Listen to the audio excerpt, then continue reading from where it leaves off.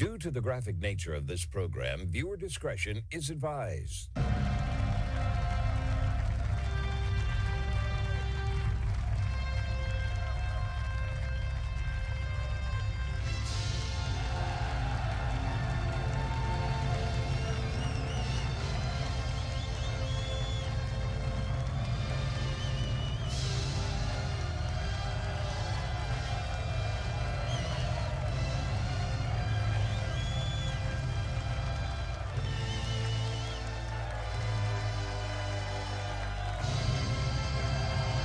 Hello, everyone. It's the Wednesday, January 7th, 2026 episode of The Marco Geray Show. Thank you for tuning in to hear all the relevant groundbreaking news here in America and around the world, the only show where the facts are facts and hard truths thrive. Don't forget to follow the show wherever you get your podcasts, and please share it if you can. Now available on all streaming apps just for you. Let's get to work and start off the best out of radio, uncensored and ready to go as always. I've got some sad news to discuss with you today. Lots going on in the news, of course, but this one I found out yesterday evening. Very, very sad to see this. Ronald Reagan's eldest son, Michael Reagan, died yesterday at the age of 80. Yeah, he was his oldest son with his first marriage between, obviously, the president and Jane Wyman. He was adopted, by the way, but he was a stalwart warrior for President Reagan's legacy. And he really cherished what he did.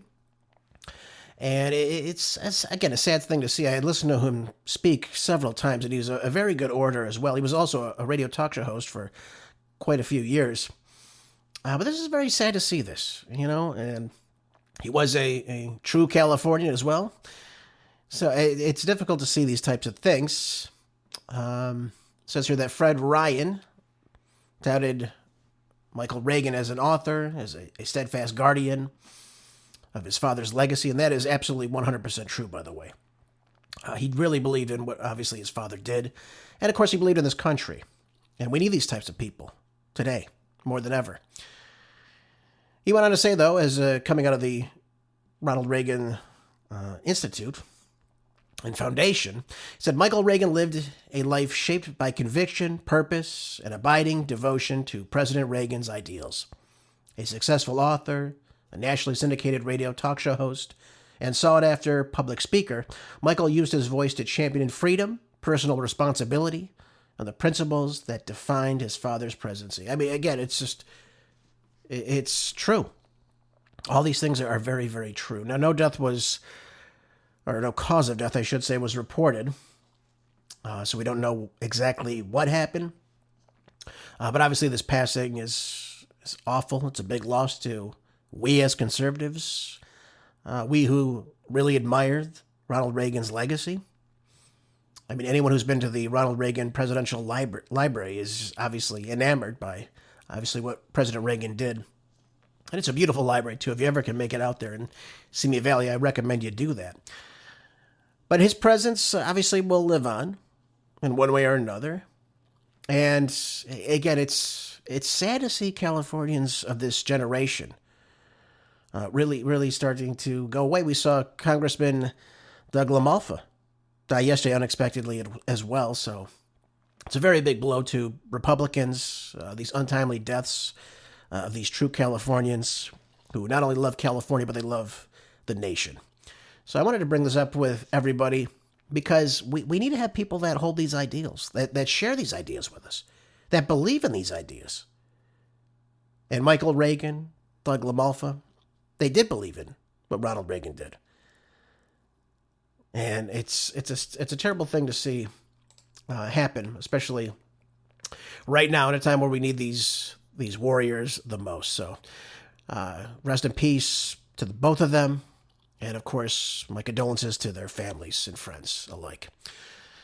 All right, I want to move on to a serious topic now regarding U.S. foreign policy that we need to discuss. This took place this morning.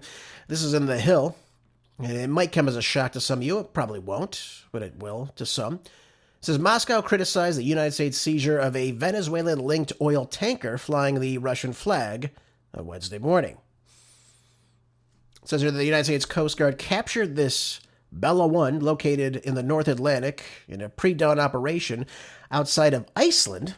So again, we're in international waters here. And it was reported that the tanker had reportedly changed its name to the Marinera and was reflagged from a Taiwanese to a Russian vessel, is what's being said here. So there's so many things wrong with this. A couple of reasons. Number one, why are we seizing the ship? We're being told now that the U.S. sanctions on Venezuelan oil allows us to do this. So I think it's important to note that U.S. sanctions on a particular country have nothing to do with international law whatsoever. Nothing to do at all. Now, Russia has responded as a result of this, saying that no state has the right to use force against vessels duly registered in the jurisdiction of other states. Again, that's correct, unless, of course, there's a seizure warrant for them. But what are you going to do? Start seizing Russian ships that are engaging in commerce and trade with Venezuela? I don't understand this. I don't understand this position we seem to be taking about all this. Now, it could come as a result that Russia is obviously a staunch supporter of the captured Venezuelan president, Nicolas Maduro. That could be it. It could be to try and, of course, weaken the Russian economy. I don't see that happening as a result of simply not buying Venezuelan oil. They're not really exporting that much oil. Now, of course, they're sitting on a whole ocean of it, which is why the United States is in Venezuela. But this is no good. This is no good for relations with Russia, especially during times where we're trying to get Russia to negotiate peace with Ukraine. It's a big problem. And as these tensions continue to heat up, these little acts of war continue on. We're going to start seizing foreign tankers in the middle of the ocean. I don't see this as a win, folks. I don't see it as a win. UK Defense Secretary John Healey on Wednesday said that the country's armed forces supported the operation to capture the Bella 1 as part of a global effort to crack down on sanctions busting. What the hell is he talking about? Has no jurisdiction under UN law. Therefore, it has no jurisdiction under international law. He said the ship with a nefarious history is part of a Russian-Iranian axis of sanctions evasion, which is fueling terrorism, conflict, and misery from the Middle East to Ukraine. Okay, go back to sleep, my friend. Go back to sleep. This one's a little bit out of your league, I think. Doesn't make any sense here.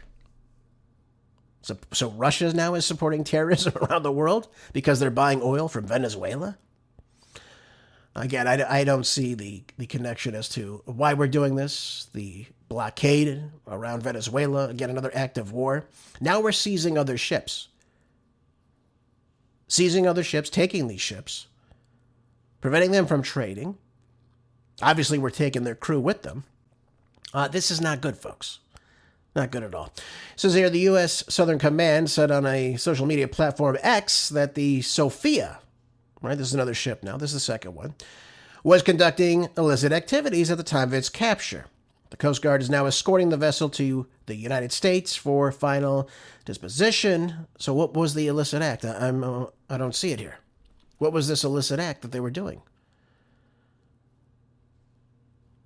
It doesn't say. We don't know. It says here that the pretext cited to justify such actions are unfounded. And look at this. This idealized hostility has prevailed over practical pragmatism and over a willingness to build relations based on trust and predictability. This is what a Russian official wrote. So again, I don't see the reason for this. What was the act of aggression here from this ship? What were they doing? Again, we have to follow international law. We have to follow maritime law. I don't see any precedent towards following any sort of law here. That we'll just seize whatever ships we deem because, again, according to President Trump, we own Venezuela. We'll run Venezuela, which means we own everything in the ground. I don't see how that's even plausible. And just so we're clear again on the international law front, which most people, laugh at, they don't even think we should follow it. Obviously, we should. But we're in complete violation of this. UN Charter 2, Section 7 states that states may not intervene in matters essentially within the domestic jurisdiction of another state. So how do we get off telling Venezuela that they cannot sell oil to whomever they want? They want to sell it to Guam. They want to sell it to South Africa. Nigeria, whoever the hell they want to sell to. What business is that of ours? This goes into the further sentiment of why we are there. We're not there because of drugs, folks. Have we stopped any drugs from being trafficked out of Venezuela as of late?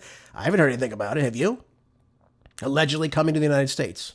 Even the USDEA doesn't suggest that this is even happening to any extreme extent or significance. But the only thing we've heard about since this takeover is Maduro's an illegal president. And we need to obviously remove him, create regime change. If the VP doesn't play ball with us, this Delcy Rodriguez doesn't play ball with us, it'll be even worse for her. So we're just going to go start kidnapping foreign leaders, heads of states? Again, it's another violation of international law. And yet I see nothing on the mainstream media about this. It's very troubling to me. We saw, as a result, UN Charter 2.1 being taken in this effect. It's being just thrown out the window. It says here, by removing a head of state by force. Look at this. Unbelievable. It says a UN General Assembly Resolution 2625 prohibits any extraterritorial kidnapping or abduction.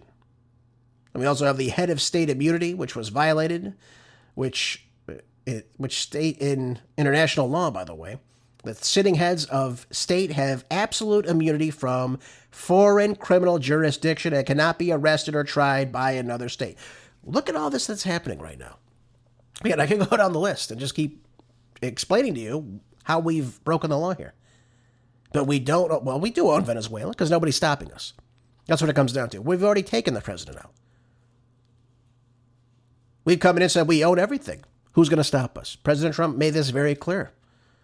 He said, we've done regime change here.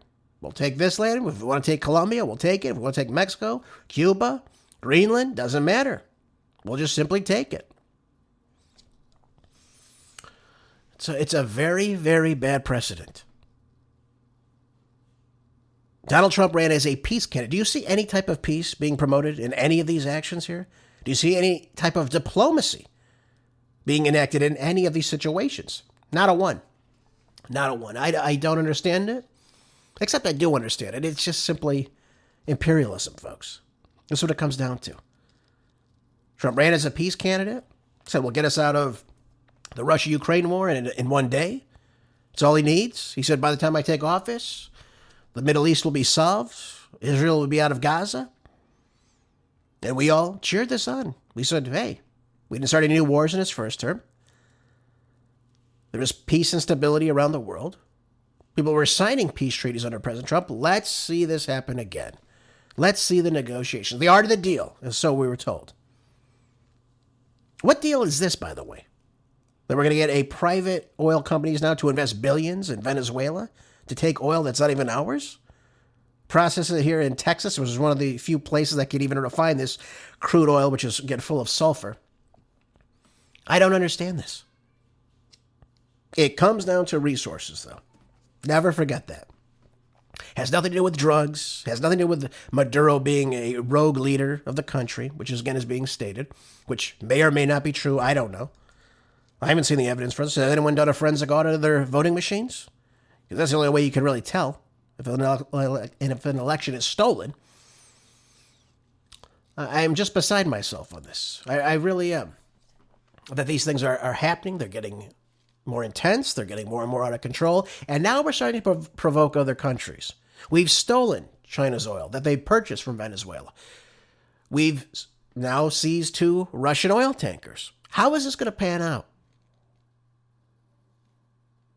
Because you can only boss people around for so long. Do you think Putin's just going to simply roll over and say, you know what? We're not going to engage in commerce with our BRICS neighbors. And again, Venezuela was on its way to becoming a BRICS member, most likely. They're beginning to trade out of the petrodollar. A couple of years ago, they started trading in the Chinese yuan. That's a big deal for the United States. It seems that things are getting more and more escalated. They're getting out of it. At some point, this has to come to a head, folks.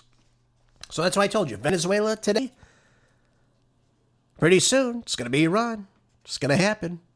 Are we going to invade Greenland? Are we going to invade Greenland and just take it over, kick the 50,000 people that live there of Danish descent, just kick them out? Are we just going to rule over them? Is NATO going to jump in and stop us? What is anyone going to say about that in Europe? And the funniest part about it is the Monroe Doctrine. The Monroe Doctrine. Let's talk about the Monroe Doctrine, first of all. A speech to Congress. It has no legal bearing whatsoever. It's not a law. It's not anything. No other countries have signed on to this in the Western Hemisphere. It's a simple speech. That we are sovereign in the Western Hemisphere. We're going to reject any type of foreign colonialism coming out of Europe. We're not going to engage in it. And we're going to stay out of European affairs. Well, did that happen at all? We're all over the place in Europe. What are we talking about? Military bases, wars, all this and that. I mean, it's ridiculous. But now we're telling a sovereign nation in South America, 1,500 miles away from us, they can't even sell oil to countries we deem as rogue states. That's what it comes down to. So this just tells me, folks, the Wolfowitz Doctrine is in full effect still. We were hoping that President Trump would get away from this and abandon this policy, but it seems like it's in completely full effect. So nothing new on that front. I was happy to see this, though. It says here that Republicans are now breaking ranks with Trump over Greenland threats. I like this one. My God, I mean, we need to stop this. So, we're looking at, really, this idea that Marco Rubio now is going to go to Greenland and petition that we're either going to take it over or we'd like to buy it. I don't know which one is going to happen. Obviously, Stephen Miller's saying the same thing. President Trump is saying the same thing. But he needs the support of his party, President Trump. And now he's even seeing calls for impeachment from the Democratic Party on his account over what happened in Venezuela. Obviously, as I said to you before, it's obviously violating not only U.S. law, but international law. And there's no way to spin that. The law is the law, folks. I don't make it up. This is what we've agreed upon, too, by the way. The U.S. wrote part of this charter. And yet we're violating it left and right. So let's see if we can make any sense of that. But here we go. It says here that, obviously, the Greenland's Prime Minister, Jens Frederik Nielsen, said that, obviously, these remarks, again, of taking over Greenland, annexing it to the United States is an utterly unacceptable position to take. And then Trump, of course, reasserts his stance that Greenland, a self-governing territory within the Kingdom of Denmark, should be under U.S. jurisdiction because it's national security situation. What national security situation would require us to annex Greenland? I don't understand this. Now we're saying, of course, that China, Russia, they're in the waters nearby. We need to make sure our presence is in the area. Our presence is all over the place. So I don't see how this threatens us at all. At all. But Trump notably refused to rule out military force to annex the territory. That's the big problem with all this. Are we going to use force to go in and take this? And again, who's going to stop us if we do? That's a big question. We have the most powerful military on the planet. No one's going to stop us if we decide to do this. So again, the notion was revisited this week when the White House released a statement that said utilizing the United States military is always an option at the commander-in-chief's disposal. Now, if we're going to go and use force, though, allegedly, of course, and obviously constitutionally, we're supposed to have Congress vote and act on this. Are we going to use force? We haven't done that in quite some time. We haven't done it since World War II. It doesn't mean it's right. Again, I'm glad to see senators like Bernie Moreno coming out now and saying, you know what, we've got to stop this. They're not going to get the support from us if we're going to continue to take now European territory as well. I don't know how, again, we're able to go out and do this with what's happening in Venezuela. We killed some 100 people in this attack that took place. 32 of them were bodyguards. Some of them were Cuban bodyguards, by the way, I'm told. And the rest were civilian servants that work inside this military base. There were civilians in the streets, in their homes, that were killed by the Delta Force gunfire, the bombings itself. We killed 100 people on Saturday last week, and nobody seems to give a damn about it. That's the big problem about all this.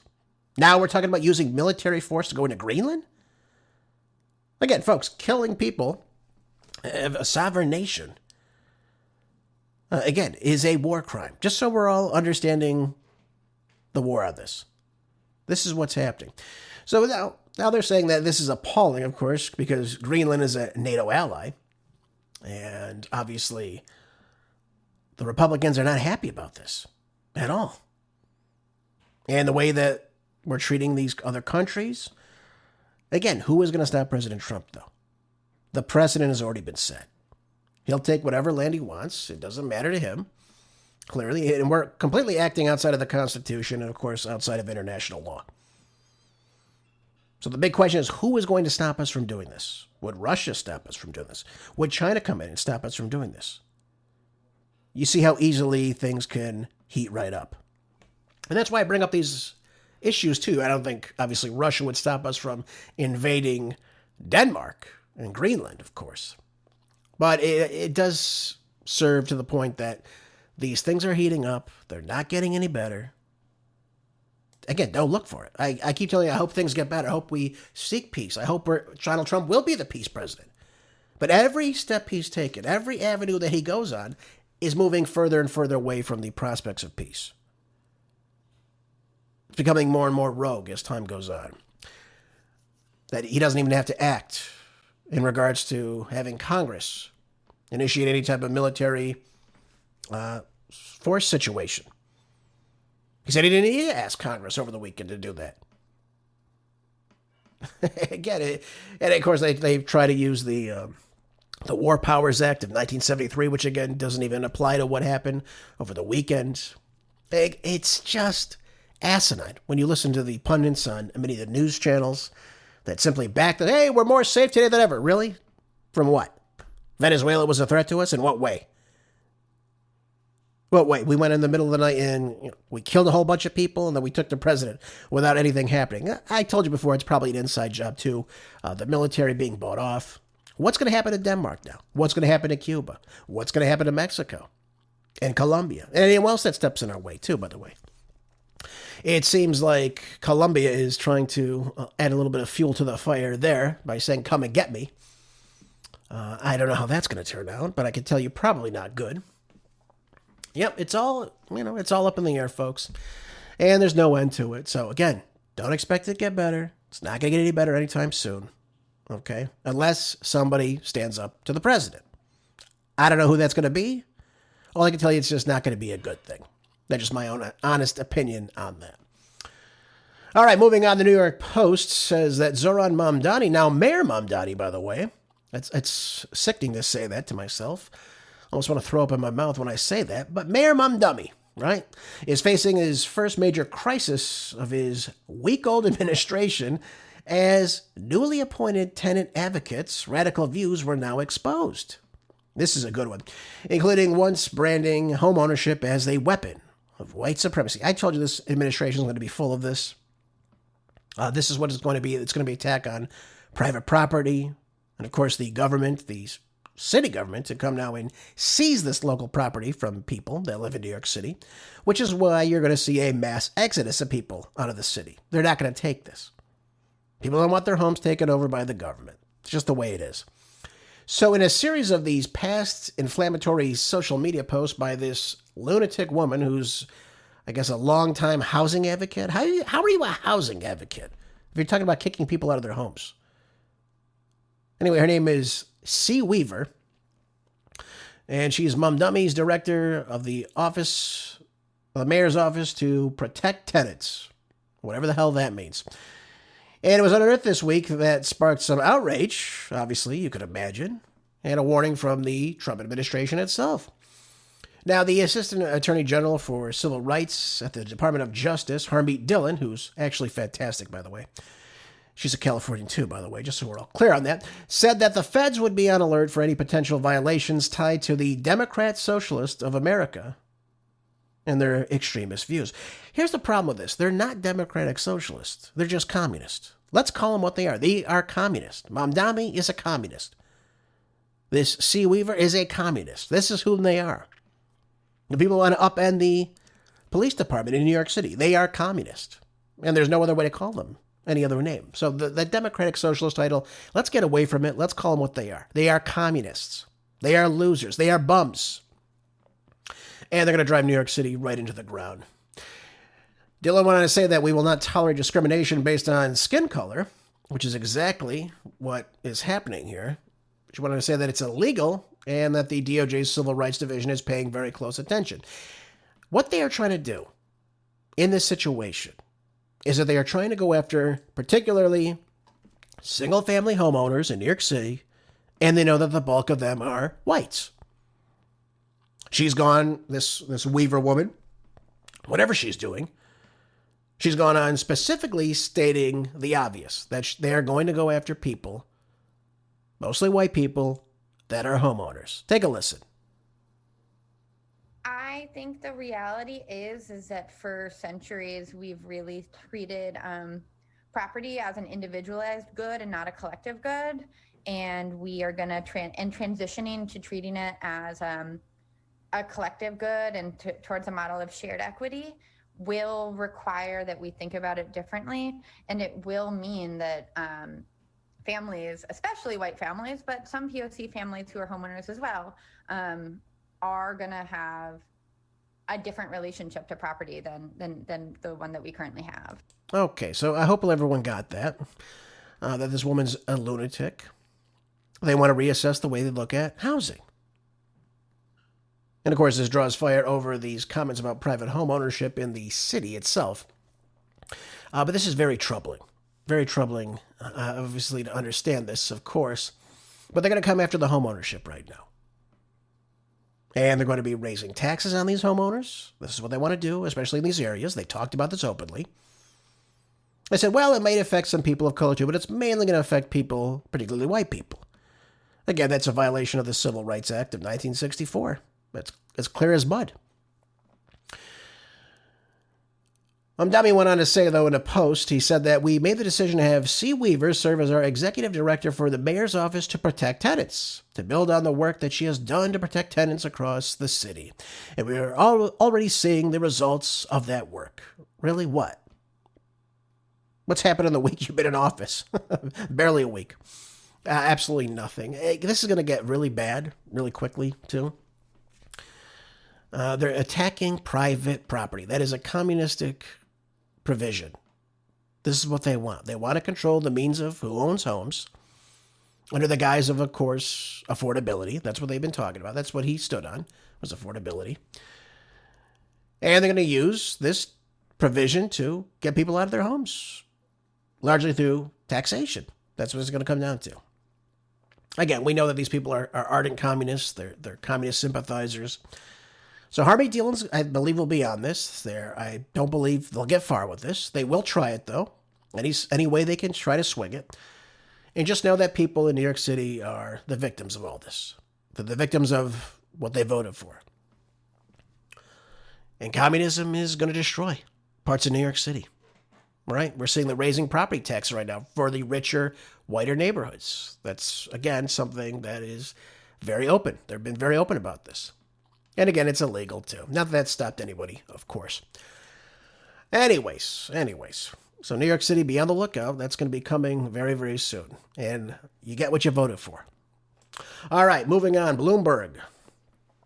Silver and platinum plunge to extend big spike in volatility. Look at this.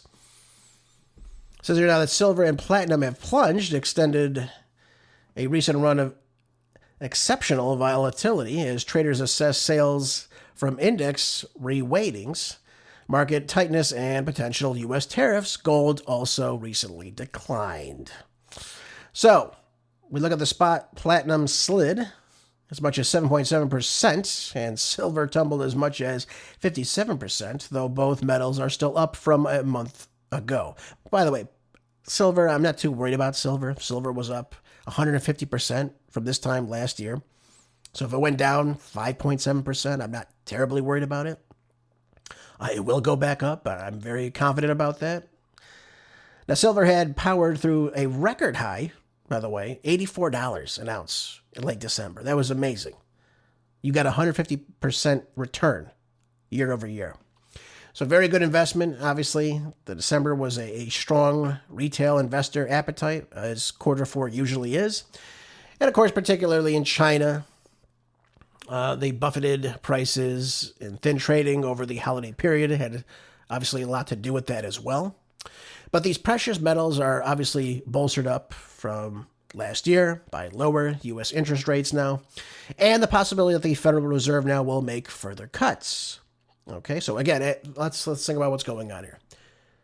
We've got the Fed now coming in saying we'll cut interest rates, which means people will be getting more favorable loans. And with those favorable loans, you're going to have more money in the economy. Okay, so think about it, more dollars around, right? Chasing the same amount of goods, unless, of course, our inventory and our supply of products goes up, which I don't see happening. But if we have more dollars chasing the same amount of goods, we know that the prices are going to go up. And as the prices go up, the dollar inflates, the value of the dollar diminishes. Your purchasing power will start to drift away, and the precious metals will start to go back up. That's why you saw such an increase just in the last year itself, because that's what was happening to the dollar. The dollar was devaluing this entire time. So they say they expect large-scale selling activity to kick off amid the significant rebalancing flows from broad commodity indices.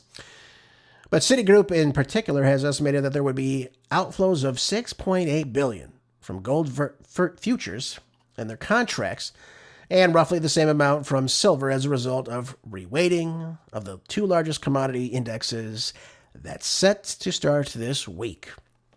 Again, I'm not worried. I think this is going to be a very good thing for the precious metal market. I think you'll see them really begin to grow. And it's going to be a big year for these. We've already seen gold stabilizing well over $4,200 an ounce. Again, a major profit as well in the gold industry as well. I'm not too worried. We go through ups and downs all the time. What you're seeing in the market, obviously, is a reflection of the tariffs. Obviously, we're seeing Brent crude down right now. We're seeing WTI down right now significantly. That'll probably go down a little bit more as time goes on. So again, I'm not too worried about the precious metals here at all. So just wanted to bring that up with everybody listening. And, Trump did do something good, since we're talking about the markets right now. Since CNBC, it says, Trump says U.S. to ban large investors from buying homes. Well, that's a good thing. That's a very good thing. We've got State Street, BlackRock, Vanguard buying up all these homes, particularly single-family homes as well. But President Trump said that the United States should bar large institutional investors from buying single-family homes, arguing that corporate ownership has helped push housing further out of reach for everyday Americans. This has been going on for quite some time, too. And it's not just coming in from U.S. investors, it's coming in from foreign investors as well. We're seeing China buying up more homes now than ever. Again, single-family homes, we're seeing them buy up huge swaths of farmland, particularly next to U.S. military bases. But Trump said on Truth Social the following. He said that for a very long time, buying and owning a home was considered the pinnacle of the American dream.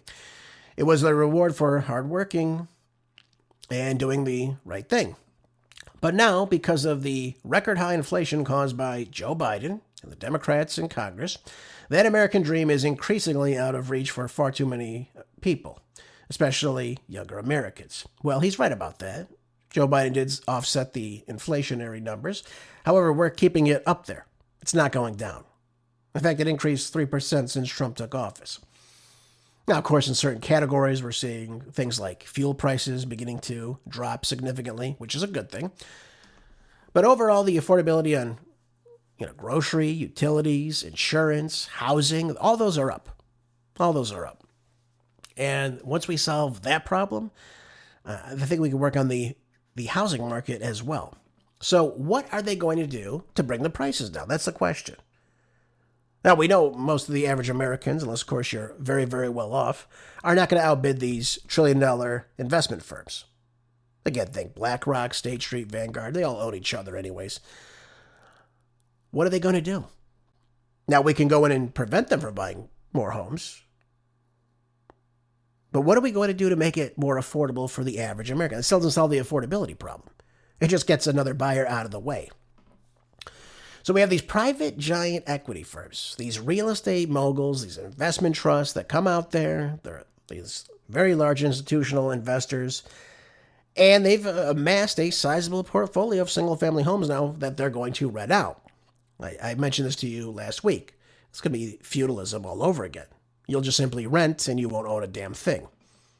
It echoes everything that the World Economic Forum was telling us a couple years ago, right? You'll own nothing and you'll love it. Well, you'll rent your entire life, and when you can't afford your rent, they'll kick your ass out, and that'll be it. That'll be the end of it. So much for the American dream. But now many people are now arguing that these investors, they've reduced the housing supply for what would be future homeowners, and of course, helped drive up these prices to what they are today. Well, again, that's true in some regards, but the other fact that's a big problem in all this, the elephant in the room, you've got about a third of the population that really shouldn't be in this country. We've got 45 to 50 million illegals still in this country. Donald Trump deported about 330,000 on his own accord. I think there was 1.5 or so million that left on their own, if I'm not mistaken. So we got about 2 million people out of the country. Okay, all right. But those deportation numbers are now nowhere where they need to be. So you got 45 to 50 million illegals. That's just, again, probably the low number on that too, by the way. But then you've got about 55 million visa holders that have stayed over their visa. So maybe they come on a work visa, they come on whatever, a student visa, they stay here. And that expires, and they're still in the country. That amounts to 55 million people. A lot of people. So you've got over 100,000 people that don't even belong here in this country of about 350 million people. That puts a massive strain on the housing market, because now you have to find homes for over 100 million people that really don't even belong here. Just wanted to bring that up with you yet again. Obviously, we should know what's causing this increase. So we have a high demand and we have a very low supply. What does that mean? Your housing is going to go up. The housing is going to go up. Then you add Invitation Homes, you add Blackstone, you have the Apollo Global Management, right? All these private equity firms coming in, they have a lot of capital, and they're going to outbid you. Any new developments come up, they'll outbid you. It just won't even be close. So they own these huge single-family neighborhoods that are being bought up. Now, what they're arguing in this article is, well, they only own about 7% of the market. That is still a lot of homes. A lot of homes that they'll own, and homes that you don't have access to. Just the way it is. Just the way it is. Now, the national median existing single-family home price was around $426,000 in the third quarter of 2025, after hitting a record high number of $435,300 in the summer. Yep, there it is, going up. Now remember, that's the median price. The median price is somewhere around, like I said, $430,000, give or take, according to the National Association of Realtors. But the average price you end up paying, right, that's on the market. Let's say a house is on the market for that much. Well, no one's going to come and say, yep, I'll buy this. And they go for it. Other people are going to be bidding on those houses. What happens? The person that pays the most or will commit to paying the most, that can get the loan to do it and put down the money, will get the house. So the average home ends up being somewhere around, I think it's $513,000 across America, roughly. Now, obviously, depending on what state you're in and where you are in that state will make a huge difference. I mean, again, if you're in San Francisco and South Dakota, it's going to be two different home prices. So just understand that.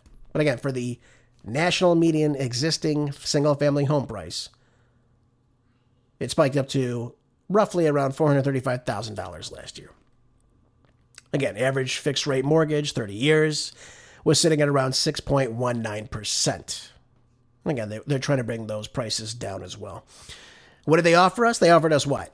A 50-year mortgage? You'll never pay that home off at all. I don't even know if you even want to go into a 30-year mortgage at this point. We know that the average homeowner now is roughly between the age of, or at least around the age of 40. Do you really want to be paying for a home when you're 70 years old? Something tells me you don't want to do that. Just isn't going to work. And again, the price of housing is getting much, much higher. So is that a ploy to what? Keep you working till you're 70? Till you can pay off your house? And then what? You have to pay property tax until you die? That should be what Donald Trump pushes. Get property tax eliminated. Now, largely that's a state thing, and Ron DeSantis is actually looking into that. But wouldn't that be a great thing?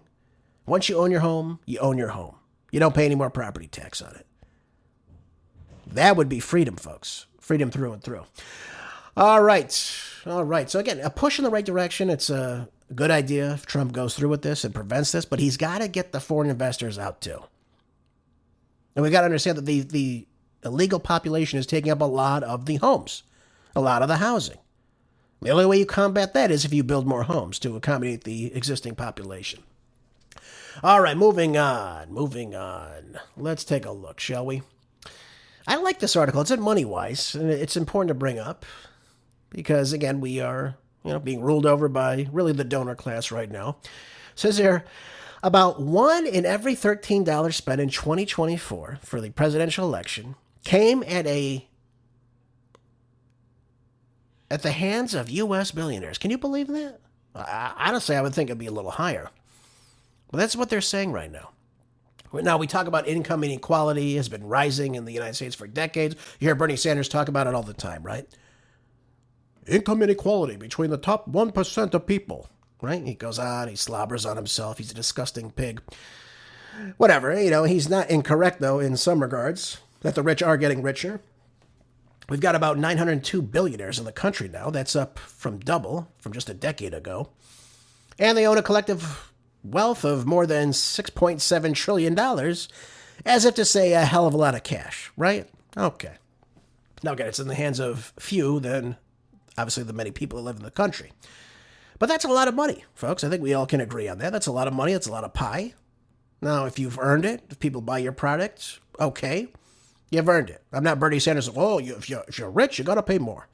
Pay your fair share. Yeah, okay. But here's the problem with all this. Money talks, right? If you have $1 billion sitting around, you can invest a lot of money in somebody's campaign. Now, we know our politicians today are bought and paid for, lobby groups, this and that, the donor class that comes in. But look at this, though. The transition from 26 years ago now, right? Roughly 26 years ago.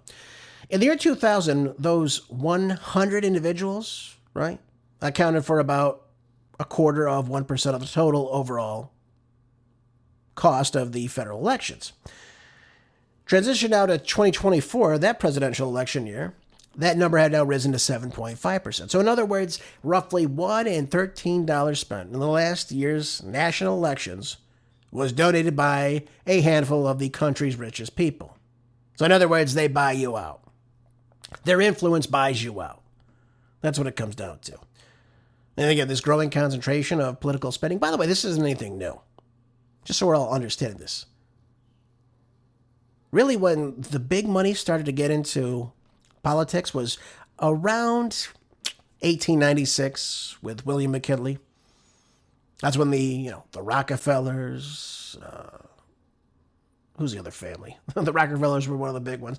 The Carnegies, those families. They came in and realized, hey, I could just buy this candidate off. I could donate a lot of money. I could tell them what to say. I could tell them what to do. I get favorable legislation now. And it'll work my way. They're very, very clever. You gotta give them credit for that. They're very, very conniving and clever. But the growing concern now about this concentration of, again, political spending has raised concern that these billionaires' priorities could increasingly overshadow the financial needs of average Americans. That's the big problem. In fact, they quote a New York City billionaire, John Castamatis. I don't know how to say that name. But he told the Washington Post that if you're a billionaire, you want to stay a billionaire. Well, no kidding. He said that a multi-million-dollar donation to Republicans are intended to help shape an America that reflects his vision of what the country should be.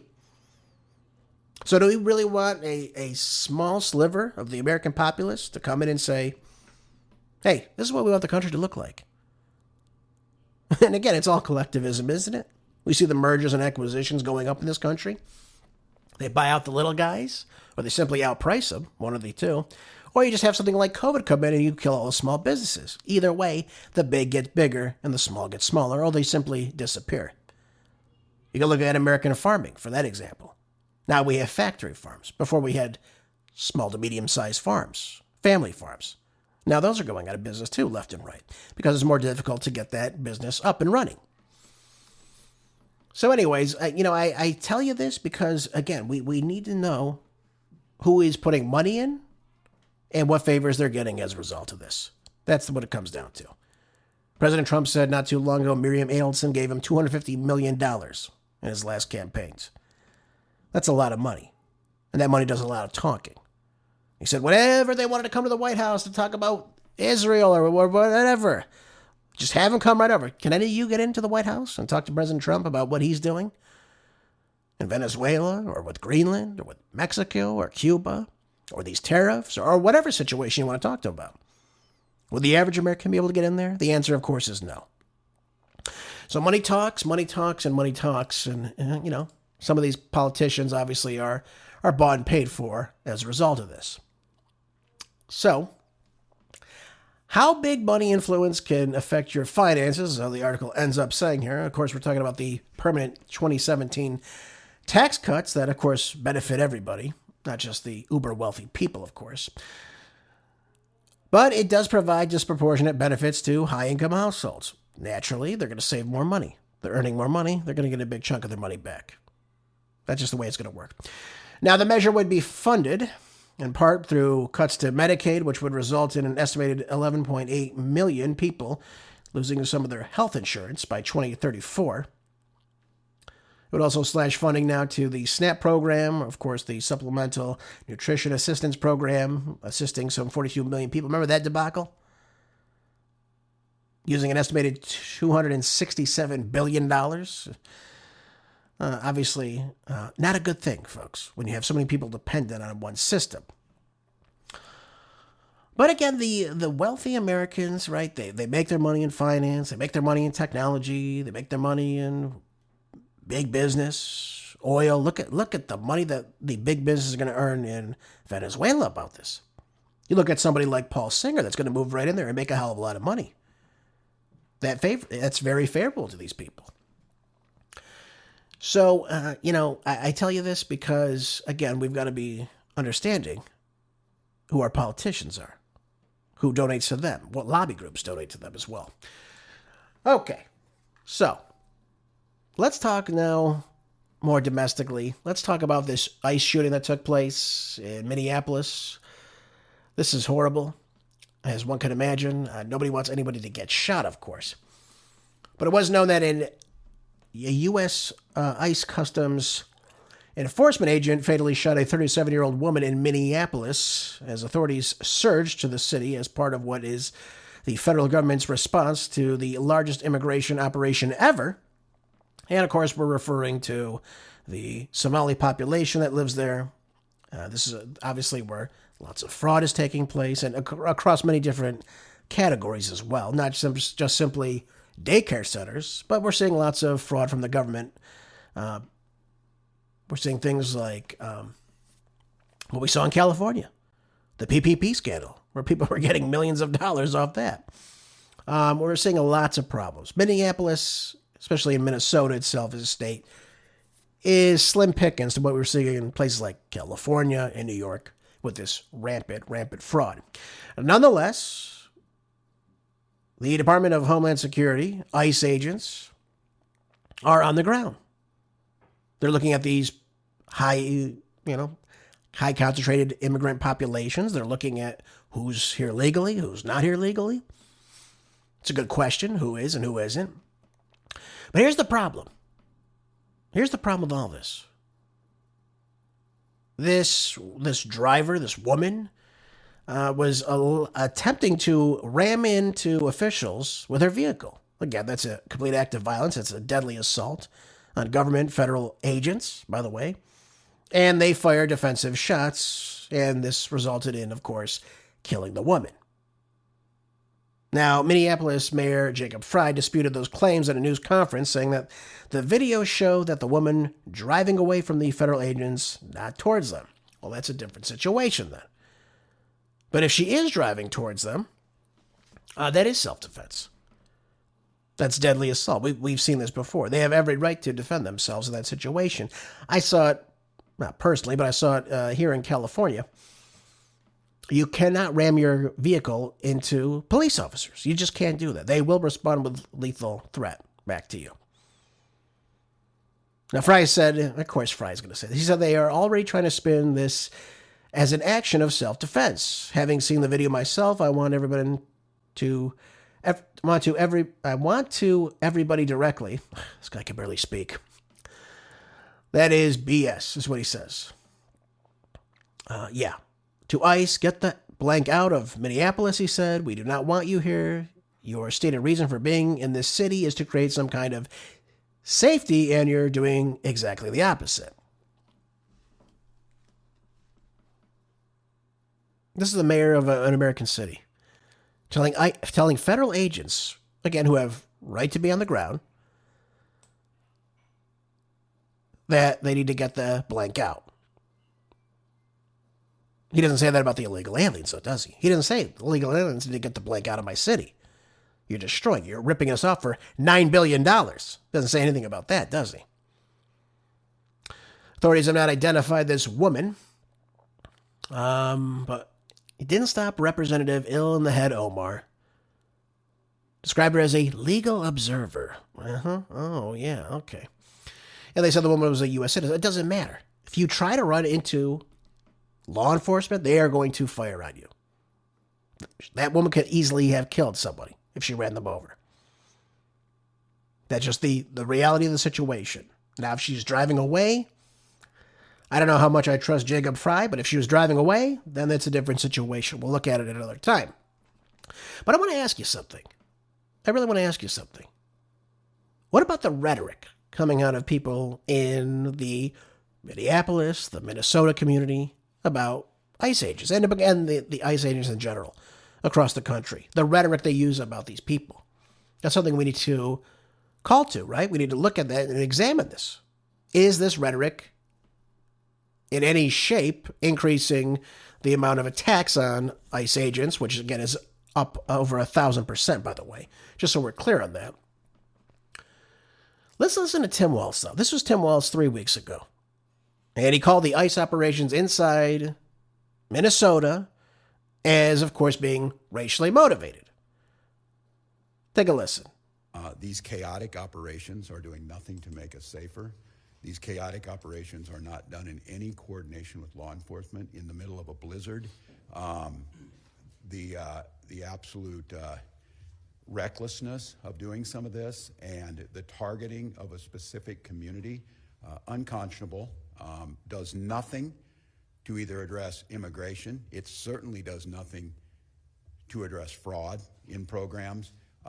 It is very specifically aimed and very racially motivated towards a Somali community that matters greatly here.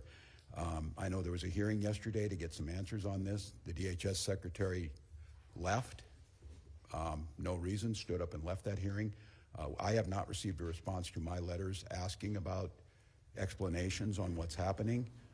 I would note that I was in that hearing and I stayed for the 8.5 hours and answered all the questions. I think the expectation would be in a moment like this where American citizens' constitutional rights are being violated and put at risk.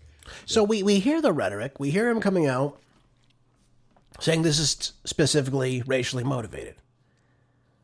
Well, again, I'm sorry. If you bring in a population of people from a country where their race is different, obviously they're going to be a target of attack. Right? They're going to be viewed. They're going to be looked at. They're going to see who in this population is supposed to be here, who's not supposed to be here. What is the big takeaway from this? But Tim Walz has to go directly to it's specifically racial because people are racist. It's white supremacy. That's what it comes down to. People hear this. People manifest this. We see what happened just took place just the other day at J.D. Vance's home in Cincinnati. You have one of these lunatic trans people coming to their house with a hammer to allegedly break into the house. Comes from a long family of Democrats and Democratic donors. Everyone you see committing these types of violence against people like Justice Kavanaugh, our politicians. We've seen the attempts on President Trump's life. All these people have something in common. They're very, very radicalized. And this doesn't just go away overnight. This is something that obviously has been stirred up in the press, in the college campuses, on social media. These people are brazen, especially in these blue cities and these blue states, that think they can go out and simply attack people.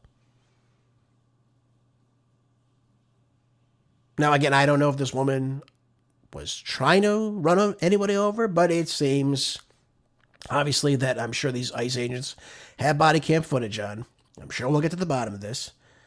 And something tells me Jacob Fry probably not telling us the truth like it is. Anyways, there have been a lot of, according to a Minneapolis resident, she said there's been a lot of ICE activity, but nothing like this. I'm so angry, and I feel helpless.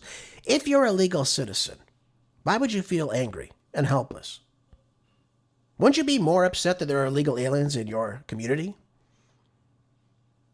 And in many regards, some of these people possibly are ripping off the government, your state government. You as a taxpayer paying $9 billion to piss it away. Wouldn't that be a bigger call for concern? Again, they're going back to the largest operation ever, sending in 2,000 federal troops. We've heard this before. We've heard this from Gavin Newsom.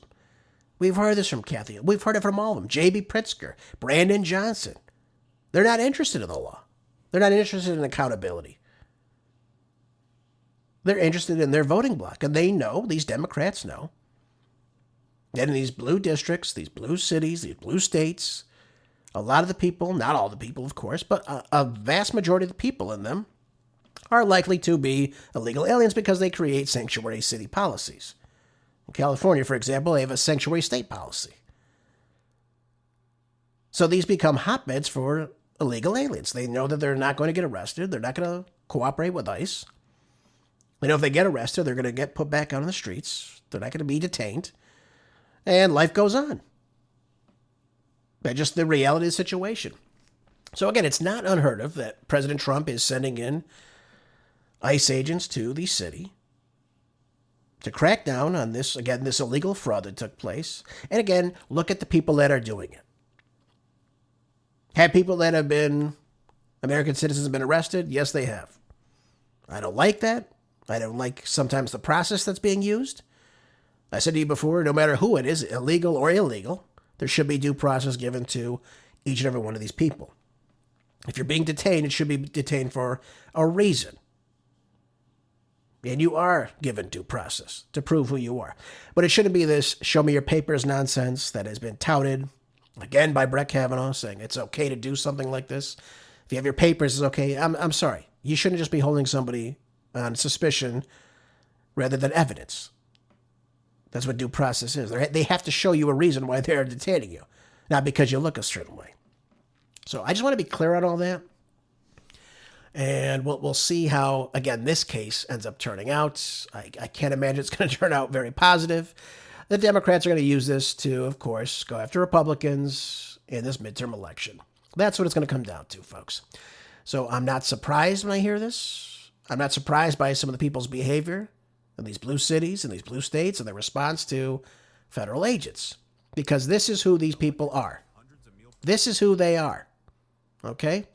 And again, as a result of this, as a result of all these things, we see them beginning to get more and more out of control. That's just the reality of the situation. And at a time where we wish more peace was taking place, we're seeing again the rhetoric build back up again. Folks, thank you again for being here today. I appreciate you so much. Thank you for tuning in today's show. I hope you learned something new. Hope you'll share the show with other people. Make sure you're staying prepped. Make sure you store up food, water, ammo, money, gold, whatever you need to be self-sufficient. Never take anything for granted. Always be prepared. Have a great rest of your day, and I'll see you back here tomorrow for more groundbreaking news on the next Marco Dre Show. Until then, be good, stay busy, God bless.